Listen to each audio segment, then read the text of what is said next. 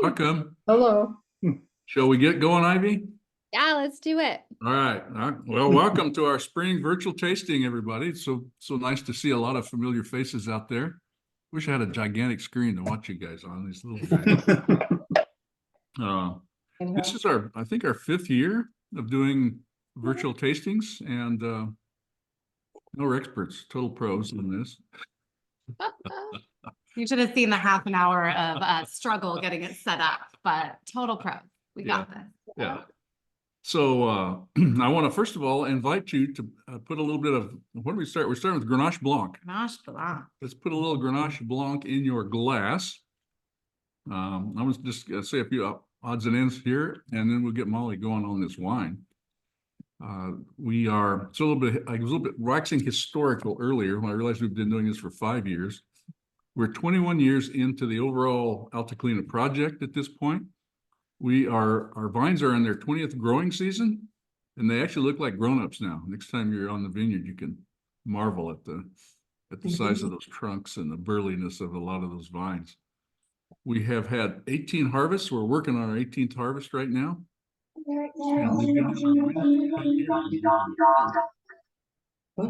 So anyhow, that's kind of the backdrop on things. Tonight, we're going to go through the wines that are being released in this spring shipment. And Emily has provided you all with wine pairings. I hope you've had a chance to drop in at Trader Joe's and set yourself up. She's provided us with this gorgeous spread right here that's just delicious. We've actually been snacking a little bit ahead of time. So number one, well, actually, before we launch into the wine, Erica and Ivy will be manning the comments and questions, so feel free to put your info in there and give us material that we can work with at the end of this thing. We'll be happy to answer as many questions as you guys can dream up. And I think, yeah, that's pretty much it. So first up is Grenache Blanc. And the cheese pairing for this is a goat Gouda with lemon curd, which I just have tried it. It's pretty delicious. So Molly, over to you. Well, thanks. This is really fun because this is our first wine of the vintage that we just made that we're getting to share with you guys. So Grenache Blanc is our only white that we kind of do as, a quote unquote fresh white. So we harvest it and then we bottle it in the January after harvest, kind of like we do with a rosé. Where our other whites, you have to wait a whole year while they're in barrel. So this one's really fun. It's like getting to taste the fruits of our labor from this past harvest. So really excited on this Grenache Blanc. For those of you guys who've been following the journey since I've been here, I've been playing around with our whites a lot through various types of experimentation, fermentation methods, pick dates. So for our Grenache Blanc, well, first of all, I'm going to back up a minute. So 23 in California is one of those exceptional vintages. So we've been coming off of drought ever since 2017. So now we were in our 5th, 6th year of drought, and then came, the winter before the growing season of 23. At the ranch, we got just shy of 40 inches of rain, which is pretty amazing. It's about double what some would say is like an average winter, and we don't usually get average winters during these droughts. So we saw some really amazing things. We saw our well, we saw the standing water level in our well actually go 20 feet higher than when it was originally dug 20 years ago. Which is just really cool. So there's just been a lot of water in the ground. So the vines were pretty happy, as you can imagine. For our Grenache Blanc, we set some aside to do our sparkling wine. So stay tuned. We have some exciting stuff coming up with a, what is it going to be now? A 4-year Tirage Méthode Champenoise sparkling wine for Lynn's Cuvée will be released soon. But what we did, so we saved a little bit of Grenache Blanc for the sparkling, and then with the rest of it, I harvested it 2 different times. So it was actually harvested 3 days apart. So pretty soon, but our Brix levels were 2 Brix difference. So we had kind of a riper version and a lower riper version, kind of less ripeness, more medium ripeness. Vinified everything separately. The Grenache Blanc is all barrel fermented, but in really old barrels. So I like to think of this wine as having a cradle of oak, but with none of those like sweet, toasty, oaky notes coming at you. So this wine's really fun. I think it's just bursting out of the glass right now. For us, at least, we opened a big bottle. I know you guys have your little bottles, but hopefully it's bursting out of the little bottles as much as it is for us. But we get a lot of white pear and honeydew and this white floral element that I was we were hemming and hawing this morning as we were digging into these wines that we kind of put it into the gardenia category. And then I don't know for those of you who are into the old Wrigley's gum, to me, this is just classic juicy fruit gum. And when I get that to me is like Grenache Blanc. So that's pretty fun. And then on the palate, I feel like I got a lot of the honeydew melon on the nose, but then when you go to the palate, it goes to like a deeper melon. So more of like an ambrosia melon, and still more of those white flowers coming out with just this super soft, silky texture. So Molly has an incredible ability to sniff this stuff out. For me, it's much simpler than that, actually. It goes back to my youth in New Mexico in the 50s and 60s. We didn't have a lot of fresh fruit around, so we had canned fruit there. And one of the standbys in our house was cottage cheese with fruit cocktail out of a can poured over it. This smells exactly like that fruit cocktail did. Delicious. That is a common descriptor that I do use for Grenache Blanc, though, is fruit cocktail syrup at times. So not too far off. All right. So we had a great yield on our Grenache Blanc this year as well. So we have like, I don't know, a couple hundred cases or something like that. I'll tell you exactly. Yeah, 250 cases of Grenache Blanc, which is about double what we normally do. Yeah, exactly. And I think it's probably the most we've ever had of a white wine. So feel free to add on and order a bunch of that stuff. It'll go well in the coming warm months, wherever you may be. It goes really well with that pairing too. So the pairing MO, as Emily has taught me, is first try your wine and pay attention to it and give it the full kind of critical assessment, and then try a bite of that cheese with the lemon curd, and then wash that down with a little bit of the wine, and the combo really kind of melds it all together, and it's super delish, actually. Yeah, for those of you who don't know, Emily is our tasting room manager, but she also used to own a wine and cheese shop in New York. And so she has this amazing ability to pair. And I wish that we could pick this up and show you our cheese plate that she made us, because it's just absolutely gorgeous. Yeah, totally. Okay, so on to Viognier. Whew, I'm gonna drink that wine fast, Bob. I know. So, wait a minute, before we go, Ivy has put up this gorgeous picture right here. And I want to, maybe, I don't know if you can see it, there's an arrow on the right-hand side pointing down. That is pointing at the vineyard block where we grow our Viognier. This picture was taken by a good friend of ours who's a helicopter pilot. Roughly a month ago, or maybe 6 weeks, we were well into the rainy season at that point. And you can see he was flying near dusk, those long shadows stretching across there. The sun is setting to the left and back behind this from where he's sitting.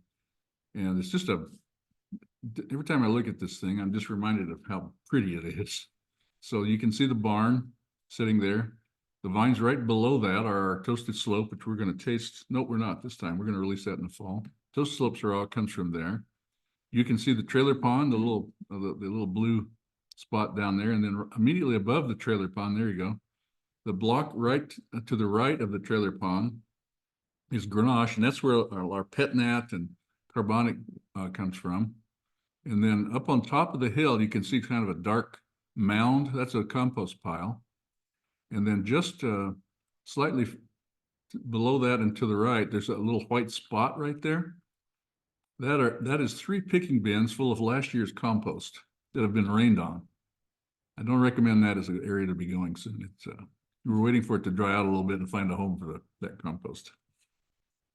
All right, on to something more flavorful.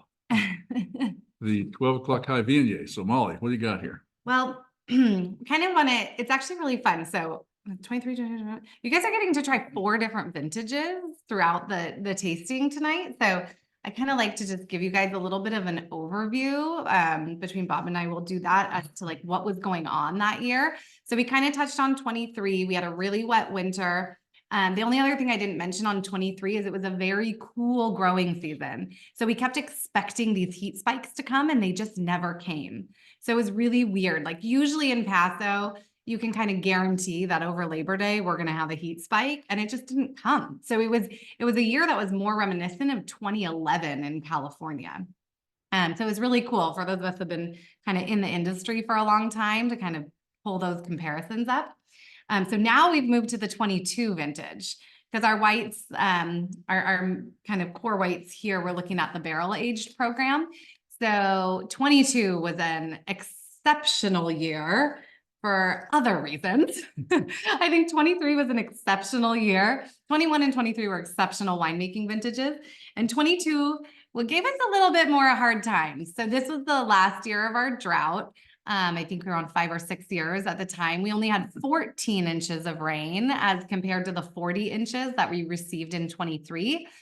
And then, you know, we had, as I was talking about, this heat wave coming over Labor Day. Well, they ended up coining it the heat dome because we had 9 days in a row with like serious triple digit temperatures.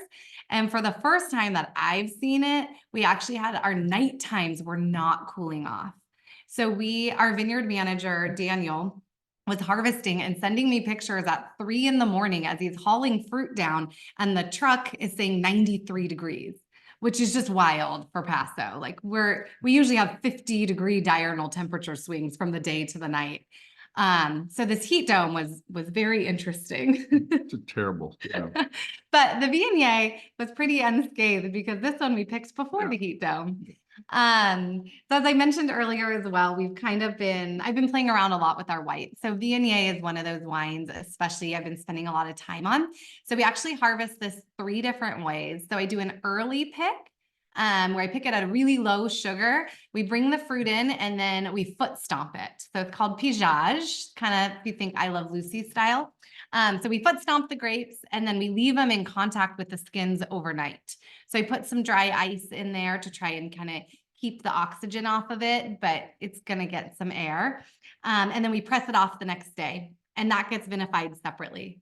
And then we have a second pick, which is kind of a medium ripeness pick, which is a direct press, vinified separately. And then we do a riper pick. And we keep everything completely separate for about 10 months prior to our initial blending. And the original thought behind this was, okay, well, let's experiment with different ways so that we can pick which style we like the best. And every year as we've tasted them, the style that we like the best has kind of gone back and forth. We haven't been able to pinpoint it, but the one thing we've been able to pinpoint is that when they're all 3 blended together, it by far makes a better blend than either of the components. So in trying to make less work for myself, I just created a lot more work for myself. But in the end, the wine's much better. So, or I don't know, not much better. Sorry, I just mean I think we like the wine a lot better that way. So on the heat dome, just a thought on that. It started on roughly the 1st of September, right on that Labor Day weekend. I went for 9 days or so, and like the hottest days were like 111 and this sort of thing. And it was funny. Many of you we've tasted together, and we've gone up on the vineyard, and often I talk about how easy it is to farm in Paso Robles, in the sense that we have a fairly easygoing weather situation. We have that wonderful ocean cooling things off over there. Pest pressure is fairly low because it's a dry climate during those months. And I was feeling pretty cocky, but guess what? Those 10 days made it real clear who was in charge of this operation. It ain't me. So our reds were really challenging that year because the vines just got beat up. They got practically broiled on the vine. But you'll see the wines in another year or so. They turned out pretty good, but there was some scary going on the farming side. Mm-hmm. And those of you that are doing the pairing, this is the triple cream brie with the caramel popcorn with herbs de Provence. So I believe this is one of the 2 recipes that Emily provided you with, if you guys decided to delve all the way in.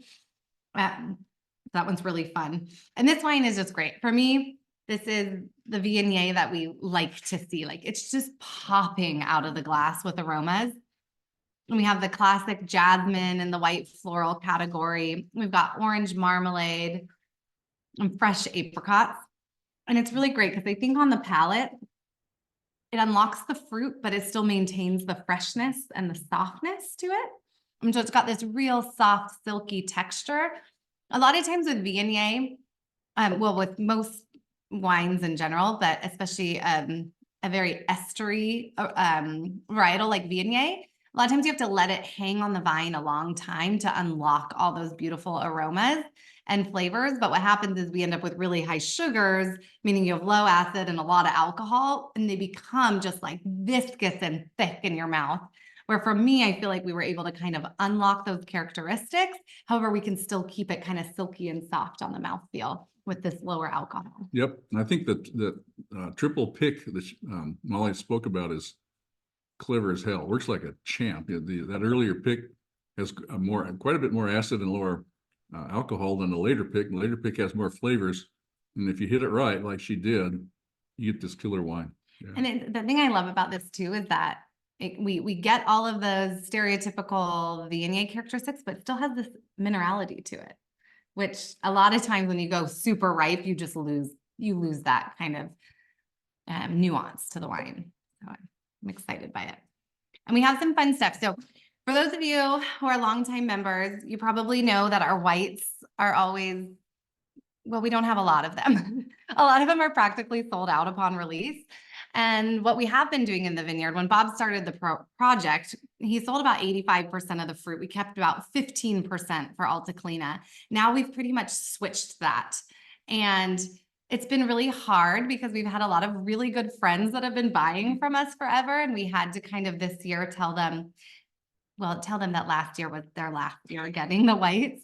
So it's really exciting. We're freeing up some more white wine. It's been really fun to see the interest grow in our white wine over the years. And I think it's going to be really exciting. So moving forward, we're going to have a little bit more of the whites available. And then also super exciting in looking at all of our projections moving forward and how many tons we had of everything, we realized we had a little bit more Grenache than we actually needed for our, kind of future programs. So we did some virus testing on a section of Grenache that's right behind the trailer pond, and it was totally clean. And so we decided to graft over 1 acre of that to Petite Blanc, which is one of my favorite varietals. So I've worked with that for a long time at the previous winery I worked at, and it's just such a fun varietal. It loosely translates to lip stinger in French, and so it's known for its high acidity. And the cool thing about it, though, is a lot of times when you think of these high acid wines, you just think of a real linear wine, where Petite Blanc surprisingly has a lot of body to it. So we're really excited. Those vines, I think with the grafting them onto a healthy rootstock and then it happening in a year with a lot of water, those grafts just took off. They threw fruit this year. Like we weren't sure if we were going to be able to harvest it. They just went crazy. But exciting means we'll probably be able to harvest next year. So hopefully we'll be able to do a single varietal Petite Blanc out of that. And then my hope would be at some point twisting an arm or two to maybe make a reserve or a blend that has all 5 of our varietals in it. All right. We got some time for that. Yeah, it's one of the interesting things about this whole experiment of Alta Colina has been the white wines. We're in Paso Robles, which is red wine country. Speaking of red wine, for yourself, please. Oh, okay. Wait a second. Oh. There we go. And we put in the whites. They were, I don't know, maybe 30% of our acreage when we started, maybe even 20. Mostly out of, for me, it was there. I wanted to try them all. I wanted to learn about them, and I wanted to experiment. And I didn't have great expectations, but they have just been progressively better and better and better. So anyway, we're pretty keen on them. And there's going to be a time before long. I think they're strictly going to be a membership wine only. They'll never make it to the tasting room the way things are going. So anyhow, I also wanted to say a word about 12 o'clock high, which is the name of that wine. It's one of the more discussed of all of our labels on these things. When we originally did it, we put it on there for the nerdiest of reasons, which was the road direction. It's grown on a fairly steep slope that is pretty much due south in its facing.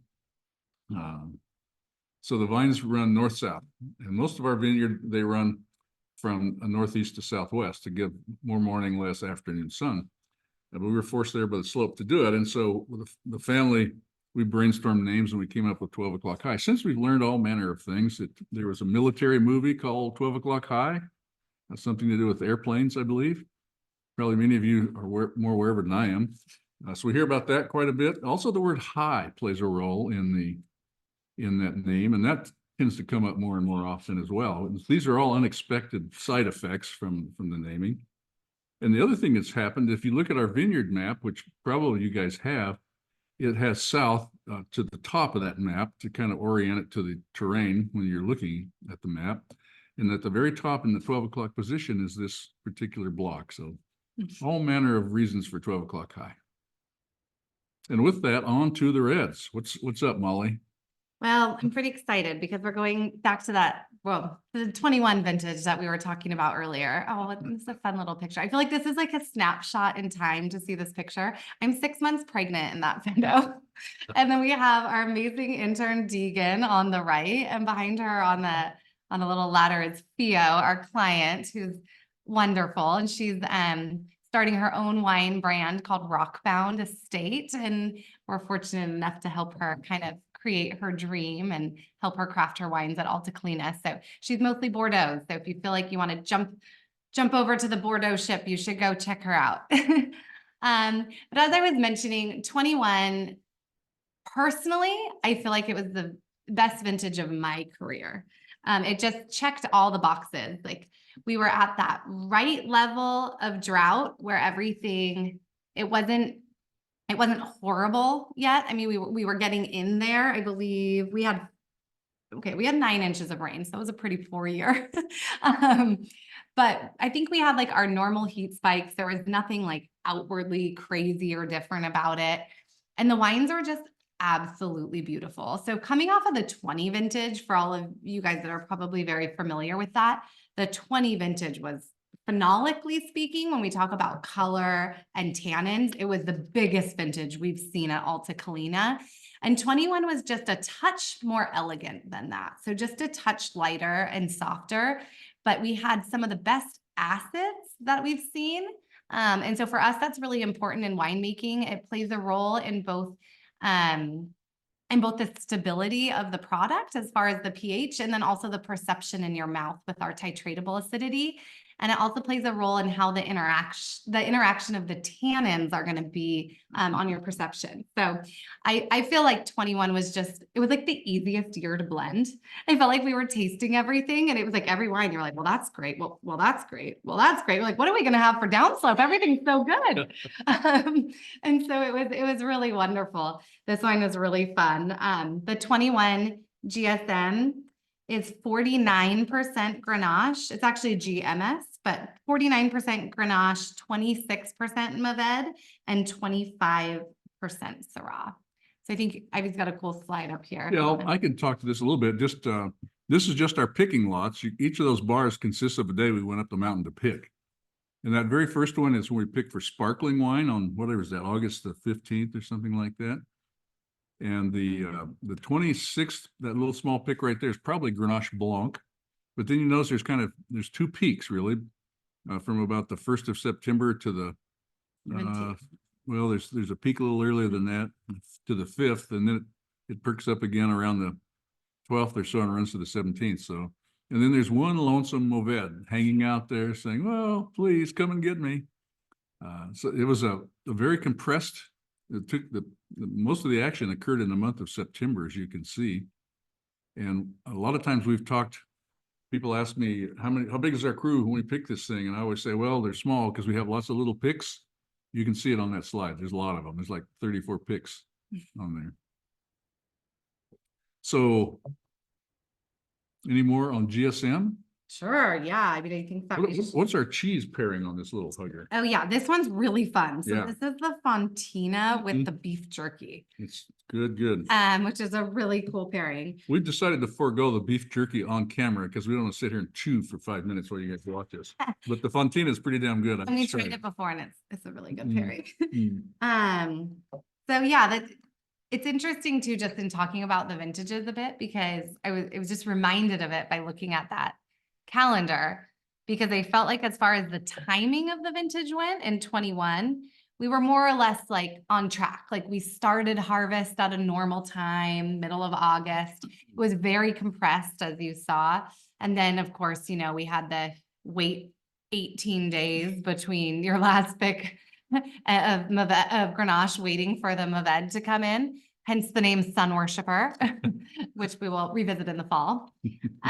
But then we went to 22, which was the earliest harvest of my career, and then 23 was the latest harvest of my career. So it's just kind of funny. 21 again was like that last vintage of just like everything was perfect, and there was no like crazy outliers besides, yeah, we were really busy for a couple weeks and we didn't have one free vessel. I know, it was crazy.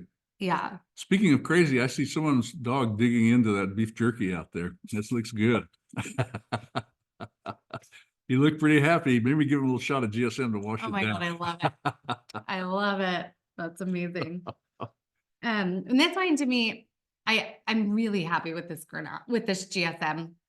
To me, it's a classic food wine. So it's really long flavors. It's got that acid, it's got enough of the tannins in the backbone to cut through some fat, which probably makes sense why Emily chose the beef jerky to go with it. But the nose to me, we just have that like cherry fruit leather, black raspberry, boysenberry. I get like ripe plum. And then on the ends, I get like just a little bit of like a tanned hide. Like there's this little, like not full leather, but I don't know, there's something really fun and intriguing on it. Yeah, and the palette for me to, I always write down notes ahead of time because it's kind of hard when we're in on this to give you guys like my really focused notes. So to me, when I first put this wine in my mouth, it was like eating a warm cherry compote with like fresh whipped cream on top. So I really liked that. It just had this real juicy entrance, and then it reminded me of growing up in Mendocino and like picking huckleberries off of the bushes and just popping them in your mouth. So sort of a side story on this morning, Molly and another winemaker, a good friend of ours named Amy Butler. Some of you may know Amy. She's been here in Paso for at least 20 years. Ranchero Cellars was her label, although she took a big job and is retiring that label. But at any rate, I dropped in. These two ladies were working on tasting notes for, I'm not sure what, for these guys right here, I think. Yeah. All the 21s, everything we're going to release this year. Yeah. Yeah. And you talk about a master class. It was friggin' awesome, I tell you. So, I launched this project 21 years ago because I really liked wine and I thought I knew a lot. Turned out I didn't, but I did like it. That part was right. But over the time, probably one of the more rewarding aspects has just been learning and getting better at it and everything. And so I've worked hard at that. I've gone to tons of conferences and classes and this, that, and the other. But I think this morning was probably the ultimate experience. It was really awesome. Crazy.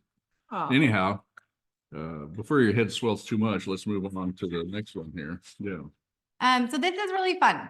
So when we do these Master of the World kits, you have to have 6 wines, and we don't always have 6 wines available. And so sometimes we have this extra slot as to what are we going to give you guys. So usually we try to find something from the library that we have enough of that you can add on. Sadly, we really don't on this one. I mean, you can send Ivy an email and try. I mean, if you send Bob an email, I'm sure he'll find it If there is somewhere. one, I'm happy to sell it. I Because don't we know. love to do that. But we were told that this is a not for sale wine. But we thought it would be really fun to go back to the 2017 Old 900 and do a comparative tasting between the 2017 and the 2021, which is what is going to be currently available. So again, because if you guys can't tell, I'm a little bit of a vintage nerd at times. 20 or 17 was really cool because besides 23, it was the last time that we were out of drought. So we kind of had normal California leading up to 2011. And then we had drought till 2017. And then we had drought until 2023. The main difference between 17 and 23, where we had heat in 17. So we had two major heat spikes. One came right after 4th of July. We had 10 days above 100 degrees. And then we had another one right around Labor Day. You guys are sensing that trend about Labor Day. Yeah. Decide when you want to visit Paso. If you like heat, Labor Day is great. But yeah, it was a really interesting year. And as far as yields were concerned, the fruit was just so happy. The vines were so happy to get that water that they threw a ton of fruit. So most people's yields were up. We had a really tough year in 2015, and so yields were way down in 15. And I feel like by 17, getting some rain, the vines were like, we're ready to go. And so it's interesting in a year like that where we had a lot of tonnage, I was expecting the wines to be really, really weak. You know, a lot of times you have more fruit, you're not going to have the same intensity of phenolic compounds, color, and tannins. But what we found was that the wines still had a lot of intensity, but they were just a little bit softer. So really elegant, soft, round wines that were just really pretty. I can't speak to the actual winemaking in 17 or the blending because I started with blending the 18. So I'm going to leave that to Bob, but I'll chime in with some tasting notes after Bob goes down memory lane. So I spent some time rooting through the archives earlier this afternoon. So 2017 was interesting. We basically, the entire harvest lasted 36 days. You saw the one for what we just looked at, which was 22, and that lasted 54 days, which is really much more normal.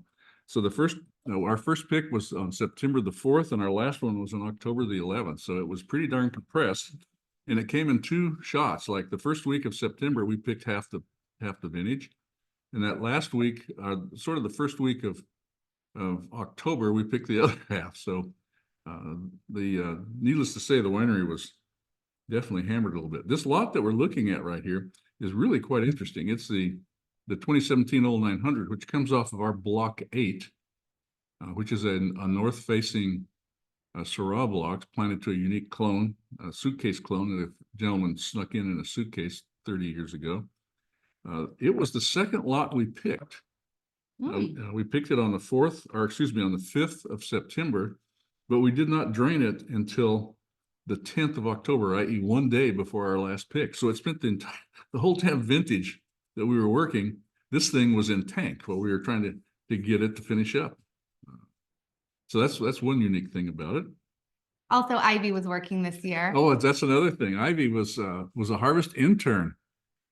Second year, right? Second year intern? I think second year. So she was probably, I don't know, 24 years old or something like that. Oh, not even. 3. Yeah, 22. Yep. Lots 22. of pump overs. Yeah, and I went through the entire history of this lot, and it's incredible all the stuff we did to it, man.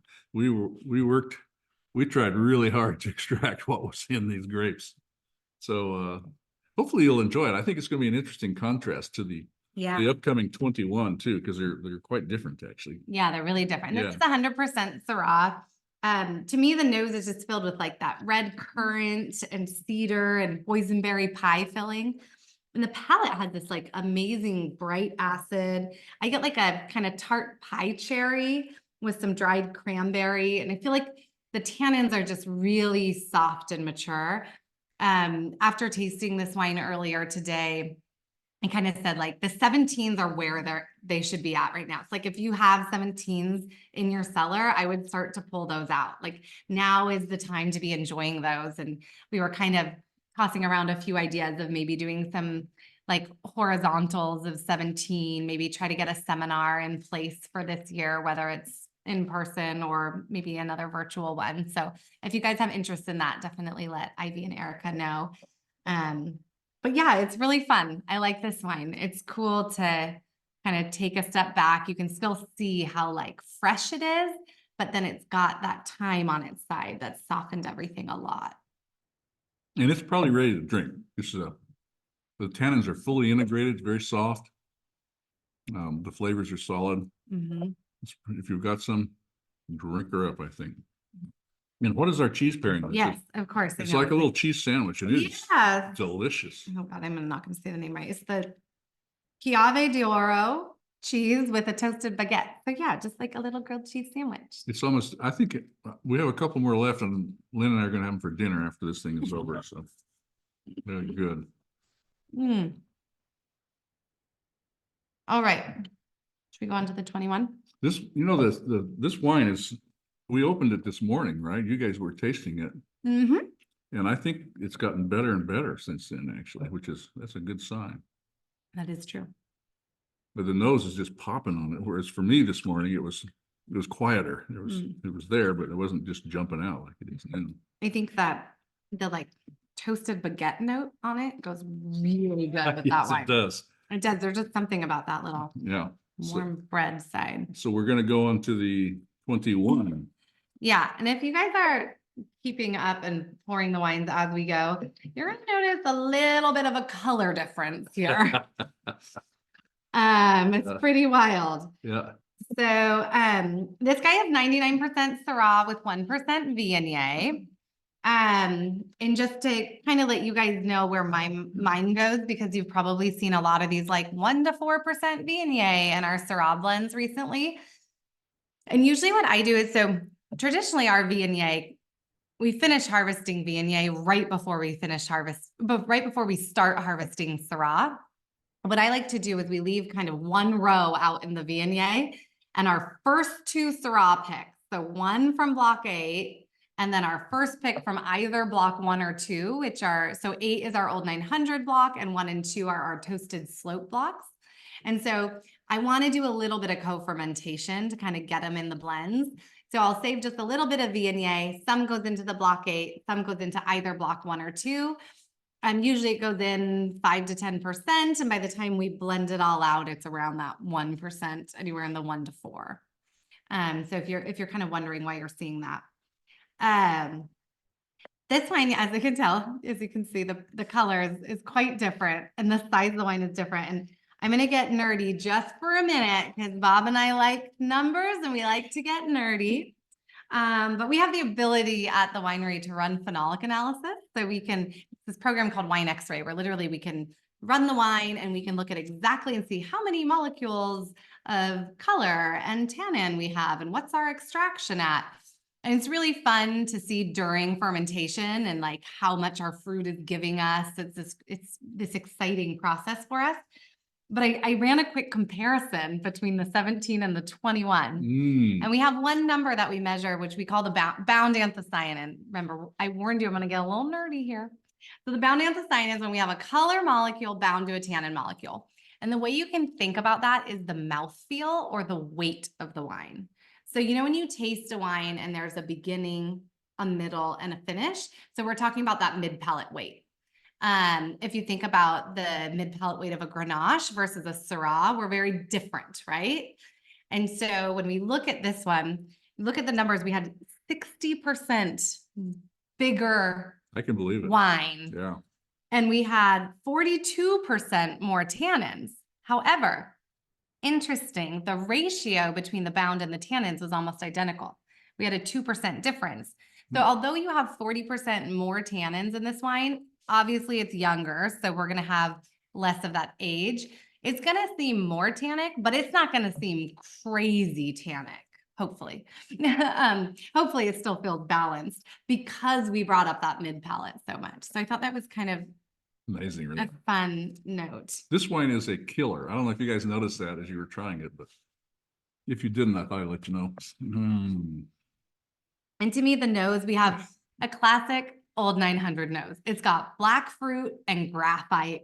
We have this cool wet slate characteristic with like fresh crushed blackberries, a little cassis and like a blackberry liqueur. And then the palate is just like rich and bold and unctuous. It's got this cool earthy element with like a hint of the sanguine, which is like that kind of bloody irony meat going on. And to me, when I tasted this wine today, I looked at Bob and I said, Bob, is this like hitting the nail on the head for Old 900 for you? So I feel like when he explains this wine, this is kind of the epitome of what we're looking for. Mm. I just tried it with a pairing. So it's called Comté cheese. And it's a bacon jam on a basic saltine you can buy at any corner grocery store. It's a little bit spicy. There's something in that bacon. But anyhow, if any of you got that far into your cheese work, you're going to really be happy when you try those two things together. That sort of meaty element in the old 900 and the bacon are like made in heaven. Really good. And that was, I was looking at, if you didn't get to it, you should still look at Emily's recipe for that bacon jam, because it's really not that hard to make. I mean, you have to find the pickled chilies, but everything else is pretty easy. And oh my gosh, it's so good. Yeah. So some background on the old 900. When Lynn and I first moved to the Central Coast, we lived in Edna Valley, which is near San Luis Obispo. It's a bit south of here. And we lived across the street from a place called Alban Vineyards. John Alban is the sort of vigneron winemaker there, and he's a guru, and very well deserved to be a guru, probably the best of the Rhone winemakers in America, in my taste anyway. And since he was kind of a neighbor, we got to know him and tasted his wines over the years and really enjoyed them. And he built his entire vineyard out of what are known as suitcase clones, in the sense that he would travel to France and then in the dark of the night sneak into famous vineyards with a pair of clippers. Maybe I shouldn't be saying this, you know. Actually, I don't know who did it. Somebody else might have Yeah, done I don't know his name. it. Anyhow, his entire vineyard is made up of stuff that he went and procured in France and brought back. And then it's a tedious process, as you can imagine, from a few cuttings, which have, you know, each cutting has maybe 3 buds on it, and you've got 20 cuttings, so you've got 60 buds to work with. You got to build a vineyard out of that. Anyhow, he did that, and the site that he's in and the genetics of it just make incredible wines. But one of the fun facts I learned, you know, we got to know him over the years, is how he did it. You know, the sneaking agricultural goods is not exactly an obvious thing to do. And the MO was he would take these cuttings and weave a wreath, like a wine shoot cutting wreath, and then just stick it in his suitcase. Totally obvious, make no effort to hide it whatsoever. And then when a question about it, he just said, "Oh yeah, it's a wreath for my mother." And he was able to just bring these things in. And as far as I know, the plant's doing just fine. And North America has not suffered from it, and the wines are killer. So anyhow, we bought cuttings from John, and our block 8 are his, actually. And year in and year out. It's interesting to compare with the Toasted Slope, which is across the canyon, south face. Block 8 is the north face. The Toasted Slope is pretty consistent, solid, big wine, and the old 900 kind of comes and goes a little bit. Sometimes it's like the champion, the big boy, and then sometimes it's a little lesser, more elegant version of it, and we've yet to figure out why. Yeah, it's really interesting. We had this whole conversation today of exactly that. Like, Toasted Slope has this consistency right here, and there are years where Old 900's bigger and years where it's smaller, and we can't. It's not like it's a vintage thing. Like I'm not exactly sure what it is, but it's really fun. It's a cool block. We're just trying to figure out how to get more out of it, because we have one little tiny block to work with. I know, But it's a fun one. Okay, so we're working our way through here. Whew, okay, on to the Petite Sirah. Yeah, I hate to pour this out. I know. I'm proud of you guys too at home that are just powering through this with us. This is a quick way to taste wines. Oh, another black one for you. Now the Petite Sirah never has any color. Oh, that's pretty funny. Anne's block. Anne is our first club member and was Lynn's mother, actually. She's now passed away. There we are. There's a nice picture. You're on the entry road of the vineyard at this point. Dead ahead is the Toasted Slope. That's a southwesterly facing mountain with a big oak tree in it. And to your right, covered with bird netting down the hill there is half of Anne's block, and that's the Petite Syrah block. And I'm hopeful that most of you already know this, but it's kind of a fun fact from this picture. You can't see it perfectly from the angle of this. First of all, honey is hiding out. Oh yeah, there's honey. But if you can see where those two hills come together, that was the inspiration for the Alta Colina logo. Yeah. So if you come at it, oh gosh, it's not gonna, never mind. That was Yeah. a bad attempt, but you know our logo. If you look so. at the bottle, it's two mountains with a sunrise. And actually it actually happens, but only on the winter solstice. So you're standing right where this picture was taken. The sun rises right where those oak trees are lurking there. It's our own little Stonehenge, we like to call it. Yeah, so this one's fun too. I feel like once you put your nose into this, it's just a completely different wine. So today, as Bob mentioned, I sat down with Amy and we did 15 wines. And, you know, we started with our whites, rosé, carbonic, into downslope, GSM, sun worshipper, and then old 900s, toasted slope, keystone, and then to Anne's block. And it was so wild. It's like you put your nose in this and you're just, it's like, okay, it's time to reset. It's like after we went through our fresh wines and we started on our reds, we had to go like, okay, we need a reset. And I feel like you do that again coming to Petite Sirah. So it's so fun. I love that it's unique and different. We're a small property, as you know, we have 31 acres planted. But we really want to make sure that all the wines are unique. And clearly, as longtime members and supporters, you know that our wines are very terroir driven. So we're really focused on the land and the different sites and clones and aspects really changing the wines for us rather than it being our hand that changes the wines.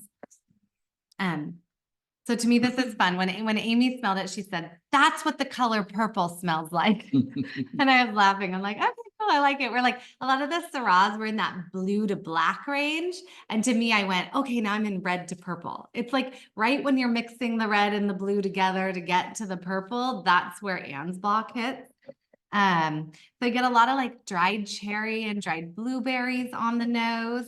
But then it has this really like lively and bright palette that you wouldn't necessarily expect from Petite Sirah. So I felt like it was really texture driven. And then I had this just like cherry plum blueberry compote. Like if you just kind of cook those down, that was Anne's block. So this wine's not going to have a lot of barrel characteristics on it. It's got all neutral oak. I think we maybe were in a little bit of once used oak on it, but nothing new.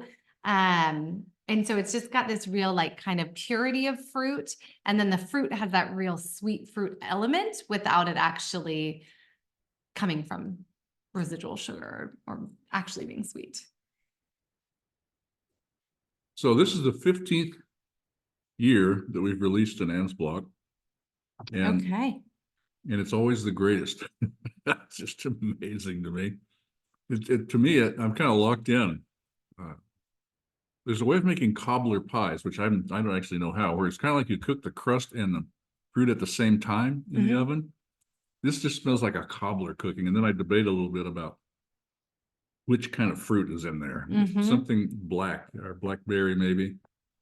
And the other thing about the wine is when it's such a small vineyard block that we get it from, it goes into a macro bin, which is a macro bin is a 4x4 by about 5 foot high. I can basically walk up to it and put my elbows on it and lean in and see the entire fermentation.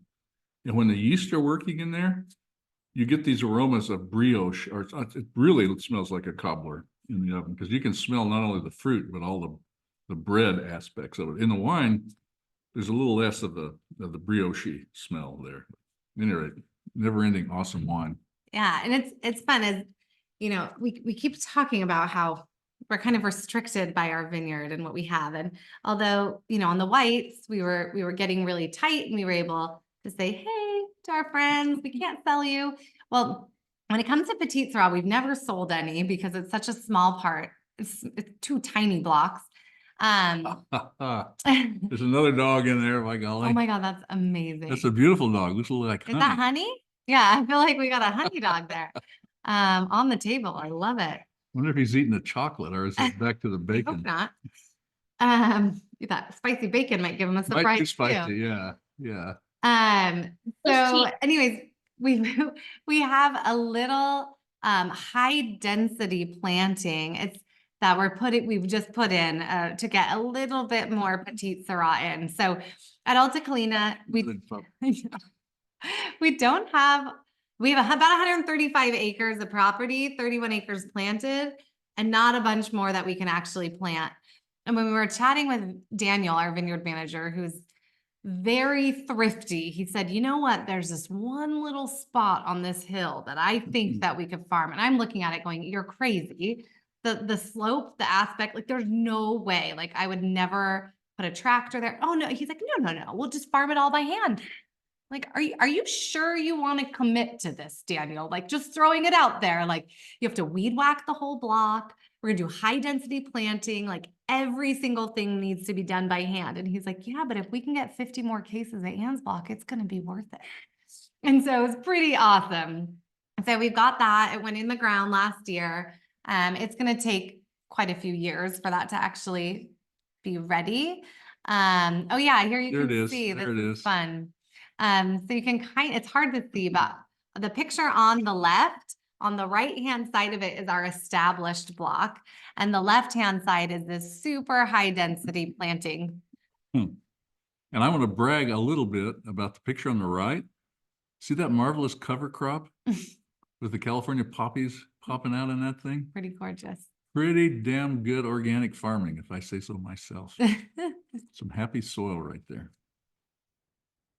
That is, yeah. So we're really excited to have this come online and to be able to give everybody a little bit more Ann's block. There are years where we can barely even have enough bottles to give it to the club, and we have to be really exclusive about which clubs are going to get Ann's block, and we like hardly ever have any for the tasting room. So if we could up it a little bit and allow every club to get a bottle of this, would be something that we feel like is really special.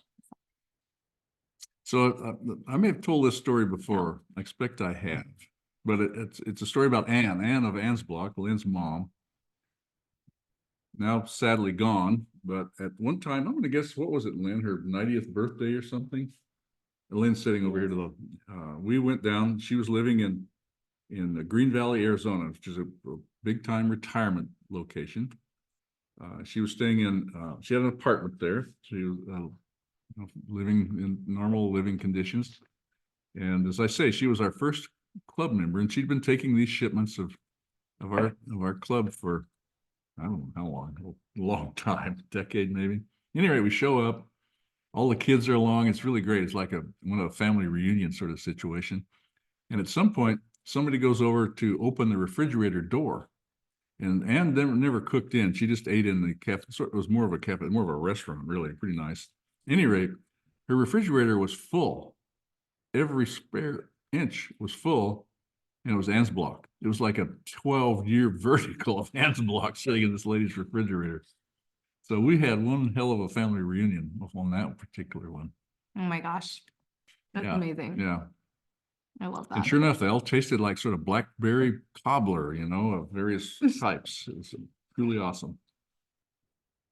But don't store your wine in the refrigerator, please. Well, it's a little cold. Just PSA. Yeah. Yeah. And the other thing we should comment on is the pairing. The pairing. Yes, I know. I just saw that. So it's a Roquefort Blue with the Trader Joe's cocoa truffles. And I'm self-admittedly a weird person where I really don't like chocolate paired with wine.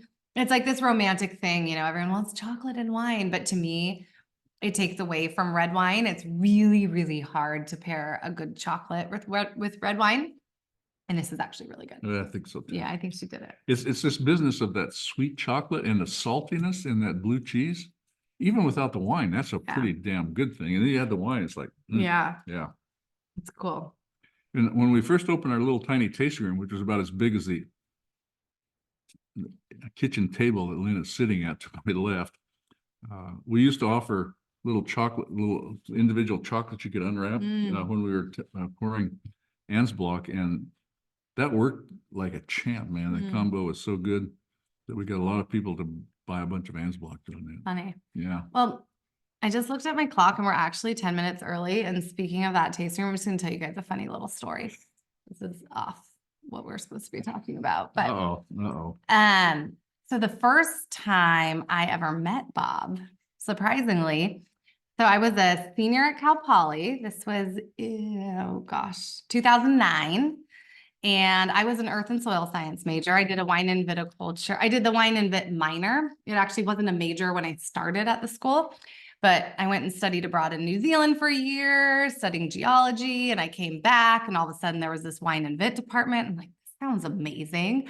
So picked up that as a minor. Because I had the earth and soil side, I kind of got keyed into like doing the rootstock selections and viticulture. And one of our upper level soil science classes, which was so cool, we had a professor that was really in deep with all of the vineyards up in Paso. And so we did a class where the whole quarter, all we did was soil map. For us, it was a bare piece of land that people wanted to build a vineyard on. I knew nothing about it. It was this big, huge, like double hills right next to calcareous. 80 acres, no, right across the street from, are you talking about the one across the street or on the other side of the mountain? No, right next to calcareous. Okay. And turned out it was owned by the Villacanas, who I didn't know who that was. That's where Bob was making his wine when he started the program and where that little tasting room was. Was it 80 acres? I don't even remember. Well, no, I was thinking a different plot. Go ahead. Okay. Yeah. I honestly don't remember the size. It was a super cool property because the soils when we were mapping it went calcareous, silicious as far as the soils. And so what we determined was that there was just this series of fault lines through the property. So it was really interesting. And part of our class, so we created a whole soil map. And then at the end of it, because they wanted to eventually plant a vineyard, we had to give them viticultural recommendations. So I was the only one that had the wine and vit side to their program at Cal Poly. So they're like, well, you do all the rootstocks and the vine recommendations, which is kind of hard when you have a property that goes calcareous, silicious, to be honest. But so I wrote it all up, and then we do this presentation. So the whole class gets in front of the Villacanas. We do our presentation. And afterwards, this big old tall guy in the back comes over and he's like, hey, so I know you mentioned rootstock 420A, and that's interesting because I put some of that in, but blah, blah. And he's chatting me up and he goes, yeah, today is the first day our tasting room's opening upstairs. You guys should come and check it out. And, turns out this, as he's mentioned, this little tiny thing. Years later, I become good friends with Maggie, realize that Bob is Maggie's dad. And then here we are, however many years later, and now we're helping craft the wines. She looked a little different then. Oh, yeah. Just a slight difference. I had dreadlocks down to my butt, 9 years of dreadlocks, so slightly different. Yep, that's true. Anytime I hear that old tasting room, it just reminds me of that story. So, well, so back to the silicious calcareous or limestone, whatever it was, I forget your words. So silicious means silicate-based shale. That's mostly what Alta Colina is actually. And calcareous is like a limestone. And so the pH in the silicious is perfect for growing grapevines. The limestone is super basic. And so the vines struggle like crazy to grow, but the acid, they retain their acid beautifully. So that's kind of the trade-offs. But what I noticed from looking at that was wherever there is the calcareous, there's clay, and wherever there's silicious, there's loam, and wherever there's calcareous, there's oak trees. Yeah. Big damn oak trees. And then right over here, it's brush. Anyhow, tells you something about the water holding capacity and over the eons, how Mother Nature copes around all that stuff. Yeah. You probably didn't tune in for all this nerdy stuff, did you? I know. Sorry, we don't have Maggie here to spice us up with all the craziness. No. Yeah. But I feel like, Ivy, you've got some good points to share with everybody. I have all the fun logistical details. After all, I hope you guys have had some good wine. Actually, before you go, Ivy, I want to jump in here and say a little bit about 2024. Yeah, please do. I would love it. I have some really good FAQs I've been keeping track of too. So when Okay, so in 2024, we just passed 20 inches of rain over the weekend, and there's more to come. It's been a very weird winter for us. In 2023, we had these atmospheric rivers that hit us, and we would get 6 inches of rain, 8 inches of rain in 2 days or something. This year they've been hitting either north or south of us, and we get more like, here's a couple inches for you, but we're still up to 20, and we still have another month or two left. So pretty exciting on the rain front. So I'm really tickled about that. And on the farming side, we've been pouring a lot of energy into sort of regenerative farming stuff. So when Molly took over the winemaking, it left me with time, which for Daniel is a problem because now I read books and stuff, and he has to deal with it. So anyhow, we are focused on our soil health, which basically means getting lots of microbes growing in there because the microbes feed the vines and the vines feed the microbes. So that's why I was bragging a little bit about that cover crop a minute ago. So I'm thinking that the way this winter is shaping up, our cover crop's looking really great. And we have some different strategies that we're going to apply. In the past, we'd just been mowing it because that's what we had. We had a mower. This year, we're going to mow every other row, but we're going to mow it quite high. We're going to try and leave as much thatch behind as we can. And then in the other rows, we're going to crimp it. We have this big mother roller gizmo with spikes sticking up on it.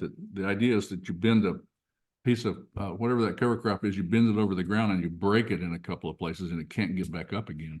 So you build a nice mat over the soil, and what that does is it helps retain the water in there, and it keeps it cooler when that summer heat wave starts hitting us, and it makes the microbes happier. So that's kind of the plan for 2024. So stay tuned. I think barring Mother Nature getting nuts on us, we're gonna kill it this year.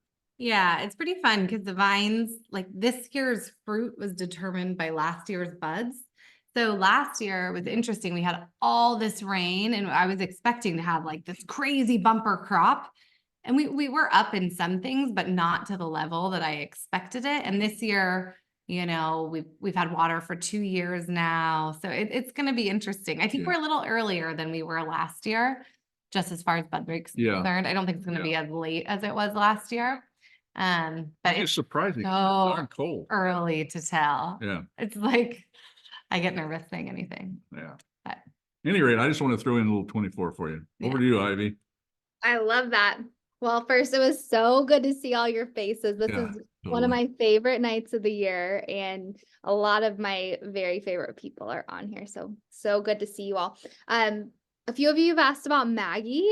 She's on sabbatical right now in France and having the time of her life, hopefully drinking some amazing wine, but she'll join us again this summer. So, yeah, that's where she is tonight. And as far as the release goes, you guys have first access. So it sounds like you love the wines. You know, Erica and I are here as you, someone's joining us last minute. So as you guys have tasted tonight, I'll send you a link tomorrow. You can log on and make your selections. You have a week before the rest of the membership tries these wines. And so I would encourage you to go on and select. Those of you who have friends here, I want to send them a code that will give them a discount on the wines if they want to take anything home as a thank you for your support.